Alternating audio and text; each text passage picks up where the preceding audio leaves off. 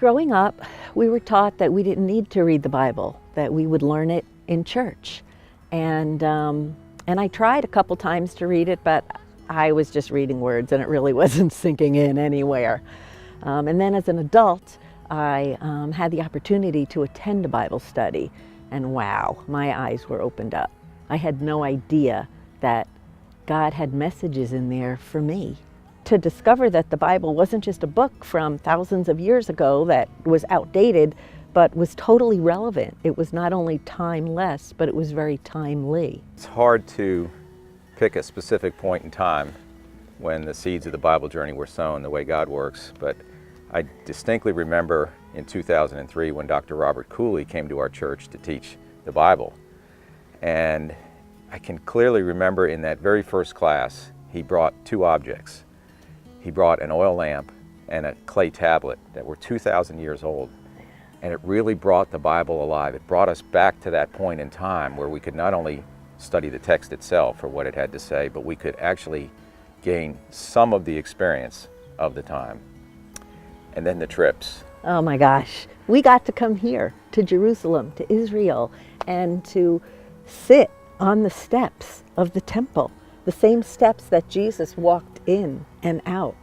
And we got to go to the Dead Sea, we got to go to Galilee, and where he was, and it was just amazing to be able to experience, and it opened up another layer, another level of the Bible that was just so exciting. And then fast forward to around 2009 and 2010 when Joyce and I were considering what to do in the next phase of our lives, and we met with Bob, and because Bob had been somewhat of a mentor to me, and we shared our desire to bring this Bible experience to others, give them that full sense of not just what's in the text, but the context and the culture of the time and what that author was saying to that audience under those circumstances. And Bob brought us together with Dr. Tim Laniak at Gordon Conwell, and it turned out Tim shared the same vision we had for bringing the Bible to the whole world. And so we launched on the Bible Journey mission together. Tim created a curriculum that was taught in a classroom to over 600 people. And to listen to the testimonials of the people and the transformation in the lives that took place was just very powerful for us. And then to begin in the Bible Journey class in Charlotte was unbelievable. It was so exciting. Even though I had studied the Bible now for over 10 years, I had studied this book and this book and this book, and I never knew until Dr. Laniak's class that the Bible was all one story, that it was all connected, that some of the themes that started in Genesis were just woven through like a tapestry, and the threads went all the way through to the end of the book.